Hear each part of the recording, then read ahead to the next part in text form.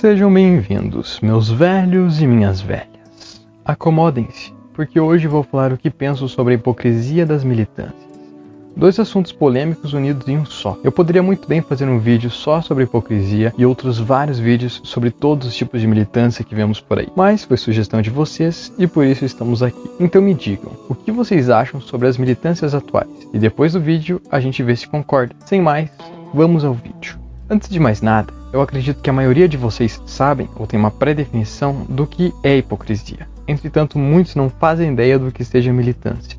Então primeiro eu vou explicar do que se trata. Quando pesquisamos sobre militância no Google, encontramos a definição de que se refere a atividade de militante, atuação ou desempenho, o que acaba sendo um pouco confuso. Então é bem mais fácil entender sobre o que é militância procurando diretamente por quem seria um militante. E militante nada mais é do que alguém que luta por uma causa ou até mesmo contra ela. Ou seja, militante é alguém que defende suas ideias ou sua convicção. E existem diversos grupos militantes, seja pró ou contra o aborto, grupos feministas, grupos LGBT ou LGBTQIAPKC, já nem sei mais. E esse é o ponto. Mesmo dentro dos movimentos militantes, existem diversas variações. Por exemplo, dentro de um grupo protestante a favor do aborto, vão existir aqueles que defendem o aborto em todas as circunstâncias ou aqueles que defendem que o aborto é apenas para vítimas de estupro. Eu mesmo sou totalmente contra o aborto e poderia fazer um vídeo apenas sobre isso para defender meu ponto de vista. Mas essa é a questão. As pessoas têm pontos de vista diferentes. Se eu fosse discutir contra um grupo de militantes a favor do aborto, ficaria clara essa diferença. Entretanto, mesmo dentro de um mesmo grupo a favor da mesma causa, as pessoas permanecem com pontos de vista divergentes. E essa é a melhor forma de argumentar contra alguém, principalmente se for um grupo. Quando você coloca a ideia que está sendo defendida em contradição com base nos argumentos das próprias pessoas que a defendem, você acaba mostrando que aquela defesa não é sólida, porque os próprios argumentos se contradizem. Mas esse não é o caso. A questão é que, partindo desse ponto, entende-se que não existe ideia certa ou ideia errada. Claro que sempre vamos querer defender nosso ponto de vista, porque se defendemos ele, é porque acreditamos que seja o certo. Porém, me digam como sabemos a diferença entre o certo e o errado, através da moral de cada um. E o que seria a moral? A moral nada mais é do que o conjunto de todas as informações adquiridas ao longo de sua vida, moldando quem você é. Por exemplo, quando você era criança, se chegou a brincar com a tomada e levou um choque, você aprendeu que aquilo não era bom. Quando cresceu e aprendeu um pouco sobre eletricidade, descobriu que é preciso ter um cuidado ainda maior sobre isso. Então, se você ver uma criança ainda mexendo na tomada, instintivamente você vai impedi-la de dizer algo do tipo: não pode, isso é errado. E aí, além de ter criado sua moral base sobre mexer na tomada e como a eletricidade funciona, você também está instruindo a criança na moral que ela vai ter sobre esse assunto. Depois da moral, chegamos à ética, que nada mais é do que justamente isso, o conjunto da moral de vários indivíduos que concordam, criando uma ideia em comum, sendo assim a ética. Mais um exemplo: em alguns lugares do sul da China é comum comer carne de cachorro, e aqui no Brasil nós abominamos isso, porque em grande maioria vemos o cachorro como o melhor amigo do homem. E isso é um conjunto de moral dos brasileiros, formando nossa ética contra a ética de alguns chineses. E então surgem as leis. Para que as leis sejam aprovadas, precisam passar por uma comissão de representantes do poder público. Vamos supor que surge um movimento militante a favor da desobrigação do alistamento militar para os homens. Se algum deputado ou senador se compadecer com esse movimento militante, decidir criar um projeto de lei para dispensar os homens dessa obrigação com o país, ainda assim, esse projeto só vai se tornar lei a partir do momento em que for aprovado. A questão é que para um projeto de lei ser aprovado, precisa do voto da maioria dos senadores ou deputados da Câmara onde o assunto está sendo debatido. Por isso é tão demorado para novas leis serem implementadas. Às vezes levam anos e algumas vezes podem não serem aprovadas. A lei é a decisão definitiva entre o certo e o errado. Por isso os grupos militantes buscam tanto a mudança nas leis. Todos sabemos que sempre vai haver alguém que pensa diferente de nós. A questão é que, se a lei for a favor do nosso ponto de vista, não vamos ter que nos preocupar, uma vez que ir contra a nossa ideologia vai ser considerado um crime. Mais um exemplo: muitos gostam de som alto, outros nem tanto. Só que de acordo com o artigo 42 da Lei 3.688, se alguém perturbar o sossego alheio, pode ser multado ou até preso entre 15 dias a 3 meses. Ou seja, mesmo que você discuta com o seu vizinho chato que não desliga o som, se fizer uma denúncia, por lei ele tem que parar. E por mais que demore às vezes, se persistir na denúncia ele vai ter que parar de um jeito ou de outro. Agora que já sabe que as leis vêm da ética e a ética vem da moral de cada um, pense comigo. O que seria hipocrisia militante se não é errado cada um ter seu ponto de vista? A definição de hipocrisia é ser falso ou dissimulado, lutar por algo que verdadeiramente não acredita. Partindo daí, eu vejo dois tipos de hipocrisia na atualidade. O primeiro eu vou citar um exemplo de um teste que fizeram com chimpanzés.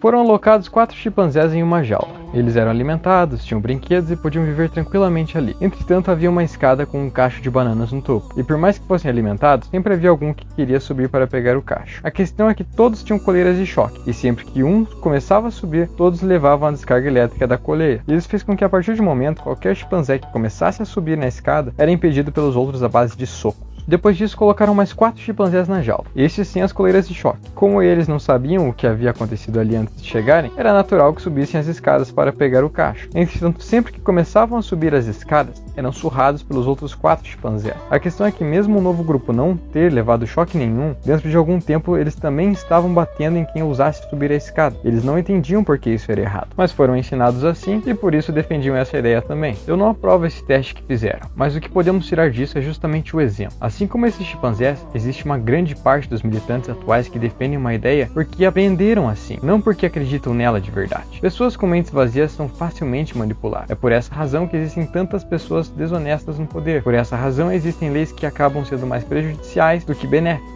Essa é a síndrome da manada, assim como também é feito com o gado. Eles veem um grupo se movimentando em uma direção e saem atrás, sem nem mesmo entender o porquê. Esse é o primeiro ponto da hipocrisia, a alienação da ideia que está sendo defendida. Vejam só, a militância surgiu há muito tempo atrás, pela busca da igualdade. Isso muito antes da Revolução Francesa ou até mesmo da saída dos hebreus do Egito. Os verdadeiros militantes são aqueles que buscam a igualdade, nada além disso. Então surge o segundo ponto de hipocrisia da militância atual, os vitimistas. Vou dar um exemplo. Um dos acontecimentos que popularizou o Dia Internacional das Mulheres foi um incêndio em 1911 que matou cerca de 130 operárias que lutavam por seus direitos na cidade de Nova York. Essas mulheres também foram responsáveis pela popularização do movimento feminista. E lamento de verdade pelo final que tiveram. Elas sim eram verdadeiras feministas, lutando por direitos iguais aos homens. Isso eu apoio completamente, afinal todos somos iguais. O ponto é que nos dias atuais, a minoria das militantes feministas lutam pelos direitos iguais. E essas eu apoio, mas infelizmente, a maioria luta por benefícios a mais, licença isso, licença aquilo, e algumas eu até apoio, mas pensa comigo, homens têm obrigatoriamente que servir o país, mulheres não. A população masculina é bem menor do que a feminina, e ainda assim a maioria das profissões de risco são preenchidas apenas por homens, entre outros exemplos. A questão é que a maioria dos movimentos de hoje são constituídos por vitimistas que querem benefícios, mas não a igualdade. Vou dar um exemplo mais óbvio. A questão das cotas raciais nas universidades. Eu até entendo as cotas para pessoas com deficiência ou as cotas para pessoas com baixa renda e etc. Mas cotas raciais? Me diga, se os negros querem igualdade aos brancos, por que tem que ser mais fácil para eles entrar na faculdade? Estão dizendo que os negros não têm a mesma capacidade intelectual que os brancos? Porque isso vai justamente pro oposto da igualdade. Eu entendo que alunos da periferia e alunos da área nobre da cidade dificilmente têm o mesmo ensino, então justifico cotas para pessoas com baixa renda. Mas cotas raciais? Eu já vi muitos negros de famílias afortunadas entrando em universidades graças a essas cotas, enquanto muitos brancos da periferia têm que optar por trabalhar 2 turnos para conseguir pagar uma faculdade particular. E aí um dos argumentos mais usados é o tal da dívida histórica. Me respondam, quem passou por sofrimento? Nós ou nossos antepassados? Isso serve para negros, brancos, seja lá o que você for. Existe uma frase que diz, o fracassado é aquele que permanece sempre preso no passado. Então olha o grau de fracasso dessas pessoas que dizem estar buscando sucesso, com base no argumento da dívida histórica. Negros e brancos têm a mesma capacidade intelectual, não tem por que diferir. E se a questão for dívida histórica, antes da escravidão na América, houve muita escravidão na Europa, África e Ásia. Isso desde os primórdios da humanidade. Brancos escravizando brancos, negros escravizando negros, brancos escravizando negros, negros escravizando brancos. Dívida histórica em questão racial não existe. Se essa for a questão, já foi paga há muito tempo. Para não me estender muito sobre o assunto, vou parar por aqui. A questão é que, tudo bem, cada um pode ter seu ponto de vista. Desde que esse ponto de vista tenha fundamentos para ser defendido. Antes de se alienar ou se vitimizar em uma ideia, pense em 3 pontos. O que eu vou defender tem argumento científico? O que eu vou defender tem argumento religioso? O que eu vou defender tem argumento judicial? Para uma defesa ideal, seria ótimo que a resposta fosse sim para essas 3 perguntas. Mas para que uma ideia tenha capacidade de se manter, pelo menos 2 desses pontos precisam ter base. Com isso, me diz aí nos comentários, sua moral tem base para ser defendida nesses 3 pontos? Se sim, quais deles? Deixa seu like se gostou, lembrando que esse vídeo não tem intenção de ofender nenhum grupo ou etnia, apenas ajudar a se defenderem melhor. E acima disso, escolher uma ideia pela qual vale a pena lutar. Se inscrevam no canal para nos ajudar e quem somos nós? Nós somos Geth.